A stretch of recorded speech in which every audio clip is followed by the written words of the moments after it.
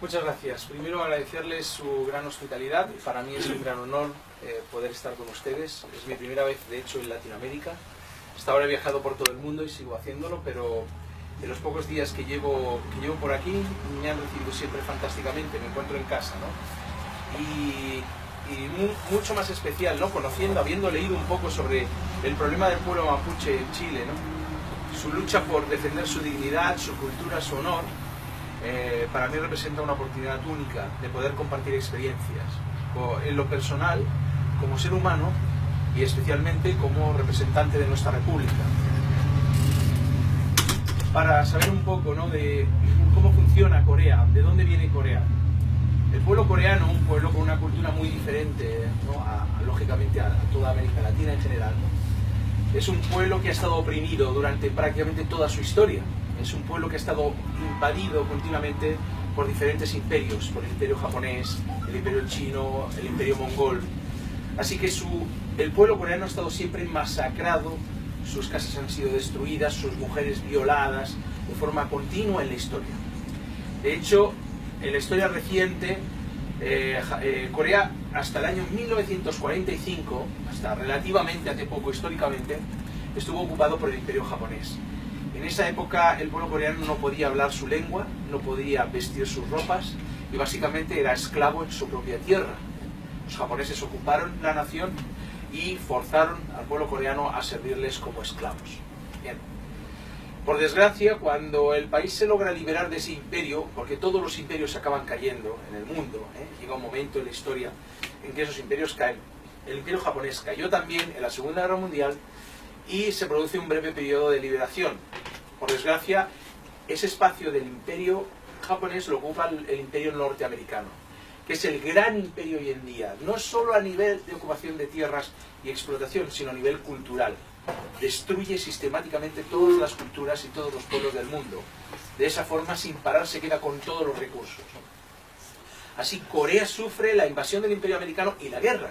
Tuvimos 3 años de guerra. En esos 3 años de guerra, en que los Estados Unidos atacaron a Corea, se tiró más de una bomba por habitante.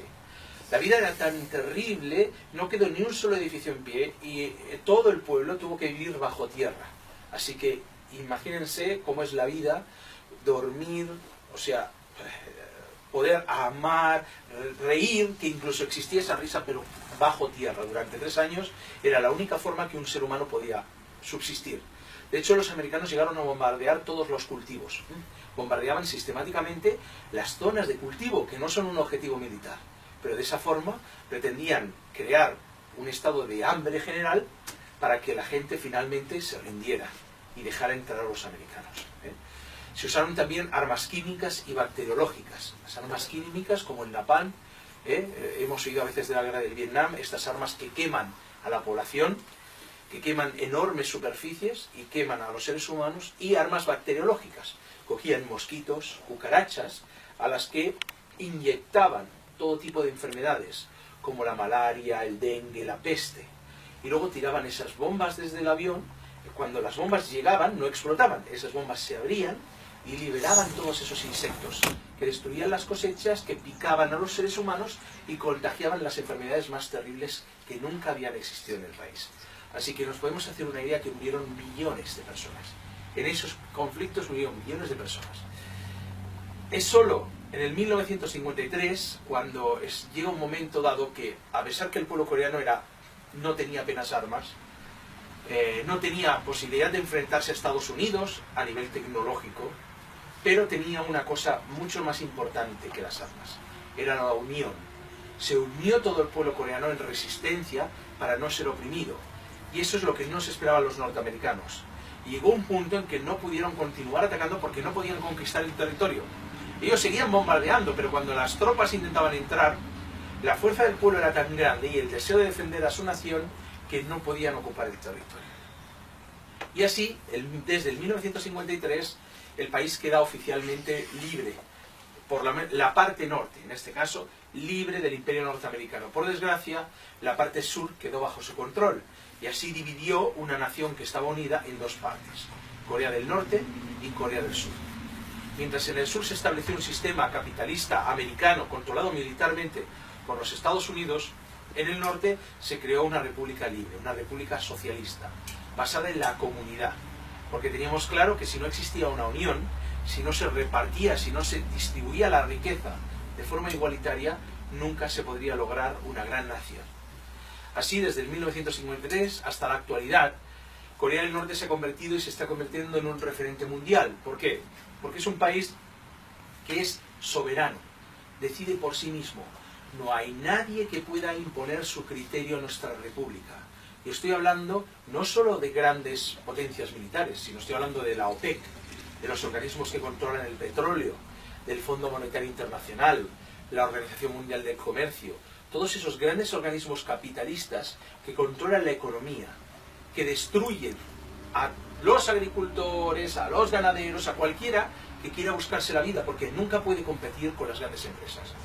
El capitalismo es así. El capitalismo es un gran engaño en que al principio vende la idea de que uno puede ser un gran emprendedor, de que uno puede convertirse de la noche a la mañana en millonario si trabaja duro, pero no es así. Porque si tenemos una gran empresa, que por ejemplo, pongamos un supermercado, ¿de acuerdo? Hay pequeños supermercados en todo Chile, uno puede encontrar estas pequeñas tienditas vendiendo golosinas o vendiendo refrescos. Una pequeña tiendita jamás va a poder competir con un gran supermercado, porque el gran supermercado compra cantidades increíbles de esas bebidas. Y el productor, pongamos un productor de refrescos, vende muchísimo más barato. Al venderle a este gran supermercado más barato, la gente ¿a dónde va a ir? Donde es más barato, al gran supermercado. Y de esa forma, el propio capitalismo acaba destruyéndose a sí mismo, porque solo los más grandes pueden sobrevivir en el sistema capitalista. Ellos mismos acaban destruyendo toda la mediana y pequeña empresa que les sirvió como propaganda para instaurarse en la sociedad. Eso es lo que está pasando en general en todo el mundo.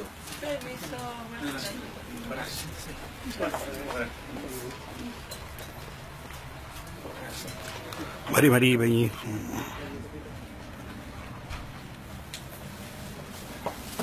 Esta situación está pasando en el mundo en general, está pasando en Europa, en aquellos países que se llaman del primer mundo y que se supone que tienen tantos lujos. España mismo tiene ahora mismo más de un 50% de desempleo juvenil. Los jóvenes no tienen ninguna esperanza. Son miembros de la Unión Europea, parecen países desarrollados, pero la verdad es que la gente está buscando en las basuras toda la noche, simplemente para comer. No tienen que comer la gente. Les están echando de sus viviendas, porque se endeudaron, ahora no tienen con qué pagar y después de 20 años les van a echar de sus casas. Tenemos casos, incluso ha habido un caso recientemente de una anciana, una señora de 85 años que vivía sola, que el banco le ha echado en la calle y la ha dejado en la indigencia. Entonces, ¿de qué te queda vivir? De caridad. Ese es el futuro de la mayoría de la población en un sistema capitalista. El problema de ese sistema capitalista, de la economía de mercado, es que el empresario, el poderoso, no tiene suficiente. Si tiene $1 millón, quiere 10. Y si tiene 10, quiere 1000. Aunque jamás lo podría gastar ni en 100 generaciones venideras. Pero la ambición del ser humano es tan grande que crea ese estado de destrucción, donde unos pocos son ricos y la mayoría se empobrecen e incluso mueren. Y al poderoso no le interesa, no le importa que la gente muera a su lado. Ellos solo desean el dinero. Así que en Corea lo que hicimos fue desarrollar un sistema totalmente diferente, basado en la comunidad. Un sistema comunista en el que el pueblo sería el dueño de todo. Así, a día de hoy, los 24 millones de personas que viven en Corea del Norte son los propietarios de la tierra, de la industria, de los recursos. No existe la empresa privada en Corea del Norte. Toda la empresa es pública. ¿Eso qué significa? Si una granja cooperativa cultiva la tierra, todos los beneficios van para los campesinos. No se los queda un intermediario. Si alguien trabaja en una industria, toda la producción industrial, el sudor del trabajador, vuelve para el pueblo. De esa forma logramos que toda esa riqueza se quede en manos de los trabajadores. Por eso tenemos educación totalmente gratuita. La universidad no hay que pagar absolutamente nada. Pueden sacarse los jóvenes 3 carreras universitarias sin pagar ni un solo céntimo. Tenemos sanidad totalmente gratuita, sanidad de primera calidad, incluso cambiarse toda la boca. Antes se hacía, ahora ya hay métodos más modernos, pero hasta hace unos años la boca, cuando tenía un problema dental, se le ponían piezas de 24 quilates de oro, gratuito. El gobierno ponía los lingotes de oro a disposición de la gente para proteger su boca, sin cobrar un céntimo. Una operación de corazón, de trasplante de corazón, tarda 2 días en efectuarse. Solo tienen que esperar 2 días para tener un corazón, para continuar viviendo. Así se crea un sistema de sanidad gratuita para todo el pueblo sin distinción. Igualmente, otro de los puntos esenciales, que son los derechos humanos, es la vivienda. ¿Cómo puede ser que un ser humano, sea del pueblo que sea, de la cultura que sea, no tenga un techo? Un techo para resguardarse, para estar con su familia. En Corea del Norte se expropiaron todas las tierras, se quitaron todas esas tierras de los terratenientes y de los grandes señores y se entregaron al pueblo, de forma que la vivienda es gratuita. En Corea del Norte no existen los alquileres ni existe la compraventa. El gobierno entrega casas a todos los ciudadanos de forma gratuita que ellos pueden usar, ellos, sus hijos y su familia. Así, en 24 millones de personas no existe ni una sola viviendo en la calle. Ni una sola persona pobre, ni una sola viviendo en la calle. ¿Cómo distribuimos la riqueza? Bien, primero tenemos un sistema de distribución pública. Significa, todos los vecinos están divididos por distritos o están en pueblos, de acuerdo, en poblaciones. Existe un libro, una lista con todos los vecinos. Y todos esos vecinos reciben a partes iguales una cantidad de arroz, huevos, leche, gratuitamente. Esto se llama sistema de distribución pública. Esto asegura que nadie pase hambre. No va a haber ni un solo niño sin comer. Ahora mismo hay muchos niños en España sin comer. Van a la escuela sin comer y piden caridad para poder subsistir, ¿vale? Entonces, primero, satisfacemos las necesidades mínimas. Y aparte, la gente tiene un salario. Tiene un salario con el cual puede comprar lo que quiera en el supermercado público. Así, la riqueza de la propia comunidad, en este caso los 24 millones, permanece dentro de la comunidad. No se la llevan los extranjeros. Autosuficiencia. Para nosotros lo más importante es crear tanto como podamos por nosotros mismos, porque la autosuficiencia significa soberanía. Si esperamos a que Estados Unidos, a que una empresa nos dé un subsidio de 1 millón de pesos, estamos dependiendo de esa empresa, ¿verdad? En el momento en que nos cierren el grifo, nos vamos a morir porque dependíamos solo de eso. En el momento en que la empresa nos diga, no, usted a cambio de esto va a tener que hacer esto, esto y esto, va a tener que renunciar a estas cosas. Si lo aceptamos, ¿qué somos? Esclavos. Esclavos de esa empresa. Entonces, es muy importante entender que la soberanía, la autosuficiencia es la clave para la libertad, es la clave para el futuro. Si uno, por ejemplo, en una pequeña granja tiene un poco de leche y hace su pan, o no él mismo, una comunidad. Si en una comunidad alguien hace el pan, otra persona recoge la leche, otra persona recoge el grano, otra persona, y todos se ayudan, todos tienen de todo. Pero si yo hago solo algo para mí, me faltan muchas otras cosas. Y esas cosas me convierten en dependientes si yo las compro en el exterior. Así que intentamos producir todo lo posible dentro de nuestro propio país. Tenemos industria pesada, que es la base industrial que nos ayuda a crear luego la industria ligera. Construimos barcos, submarinos, desde el primer al último tornillo por nosotros mismos, no importamos nada. Producimos ropa, producimos alimentación, los minerales los procesamos nosotros mismos, en fin. Todo esto nos hace posible que podamos, cuando los Estados Unidos nos amenaza, cuando alguien nos amenaza, quieto. Quieto, porque no dependemos de ti, no dependemos de un imperio. Es más, si te atreves a tocar tan solo 1 centímetro de nuestro territorio, vas a tener un gran problema. Porque Corea del Norte tiene uno de los ejércitos más poderosos del mundo. Tenemos 1 millón de soldados en la fuerza regular. Estamos hablando de un país de 24 millones de personas, un país pequeñito, que tiene el tercero, cuarto mayor ejército del mundo. Prácticamente al nivel de Rusia, con lo grande que es Rusia, ¿verdad? Pues un territorito así de pequeño tiene 1 millón de soldados. Y tenemos 6 millones de milicia. Aparte de los soldados tenemos milicianos, que es la Guardia Roja Obrero-Campesina. Los obreros y campesinos, además de construir las viviendas para el pueblo, además de recoger el grano para el pueblo, cada cierto tiempo en el año reciben instrucción militar y pueden manejar un arma, pueden formar y pueden defender a su nación. Así que la fuerza de defensa es tan grande que nadie, ni los Estados Unidos, la primera potencia mundial, puede tocar ni un centímetro de territorio norcoreano. Si a esto le añadimos que las mentes, el intelecto de la comunidad es tan enorme que los científicos han descubierto la forma de construir un arma nuclear, ya allí sí que se acabó la presión. Ahora mismo disponemos de armas nucleares, lo cual hace que Estados Unidos sepa que incluso si alguna vez pretendiera invadir Corea, nosotros responderíamos, y responderíamos sobre territorio norteamericano. Y nosotros para eso tenemos una frase, que es que no existirá el mundo sin Corea. Esa es nuestra frase. Nosotros queremos la paz, queremos la amistad, pero obviamente queremos existir. No vamos a dejar de existir. ¿Y cómo se defiende eso? Se defiende con soberanía, se defiende con unión. Esa gran unión es la fuerza más grande que tiene el país, porque todos colaboran. En nuestra Constitución de la República aparece todos para uno y uno para todos. Ese es nuestro lema. Lo hemos oído a veces de los mosqueteros o de otras cosas. Pues bien, es nuestro lema y está en la Constitución.